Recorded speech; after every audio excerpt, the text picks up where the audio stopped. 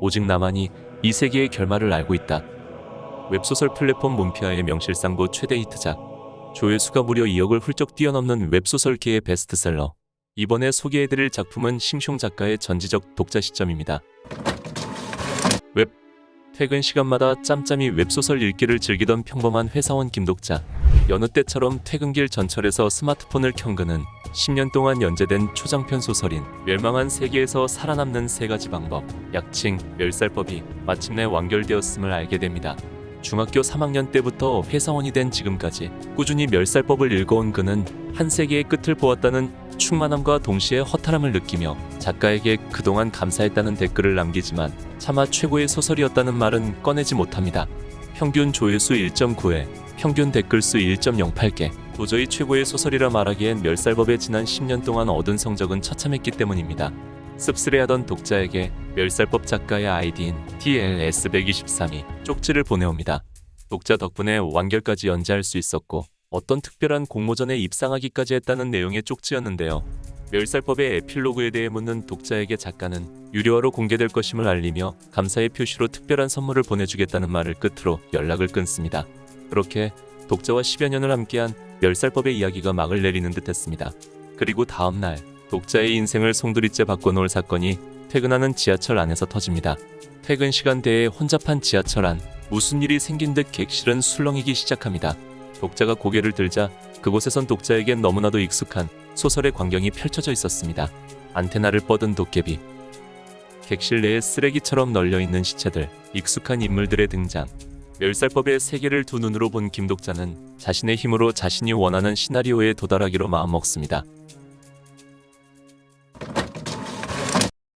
전지적 독자 시점은 자신의 최애 소설, 그것도 자신만 본 소설을 현실로 마주한 주인공 김독자가 독자로서 자신에게 닥치는 일종의 퀘스트인 시나리오를 타개하는 내용입니다. 문피아의 입지를 넓히는 데 상당히 공헌을 한 작품이고 웹소설의 성공이 미디어믹스로 이어져 현재 네이버에서 웹툰으로 연재되고 있습니다. 들리는 소식에 따르면 영화로도 제작된다고 하더군요.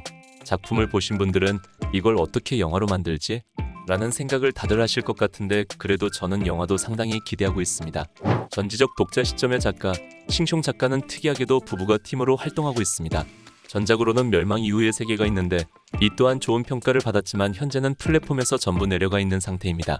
나중에 기회가 된다면 꼭 보고 싶은 작품 중 하나입니다. 작품 외적인 정보는 이 정도로 하고 이제 전지적 독자 시점의 관전 포인트 3가지를 알아보겠습니다. 이 작품의 첫 번째 관전 포인트는 전지적 독자 시점의 주인공인 김독자에 대한 묘사입니다. 김독자가 즐겨 읽었던 소설 멸살법의 주인공인 유중혁은 타고난 스펙과 회귀 능력 덕분에 상당한 먼치킨인 반면 원래 독자 신분이었던 김독자는 앞으로의 사건이 어떻게 해결되는지에 대해 파악하고 있으나 타고난 스펙은 주변 인물들보다 뒤떨어지는 편입니다.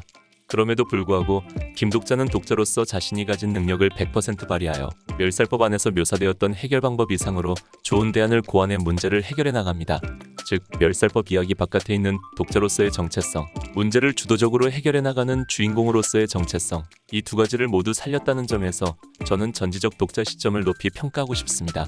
두 번째 관전 포인트는 복선 회수입니다.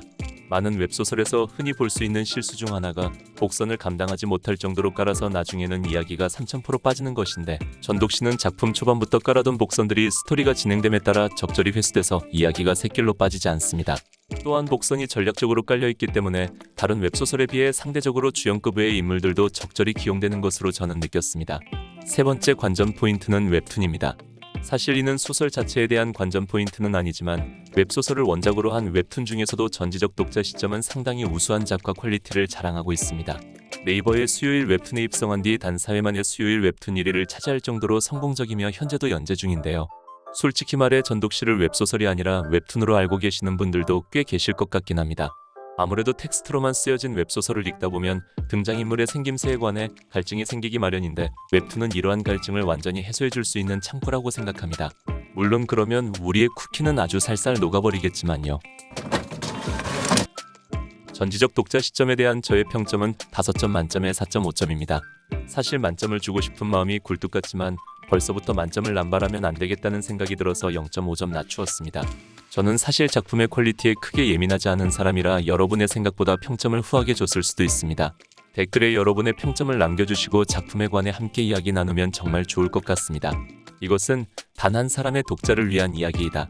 제가 좋아하는 전독시의 구절과 함께 전지적 독자 시점 소개 마치겠습니다. 구독과 좋아요, 알림 설정까지 해주시면 감사하겠습니다.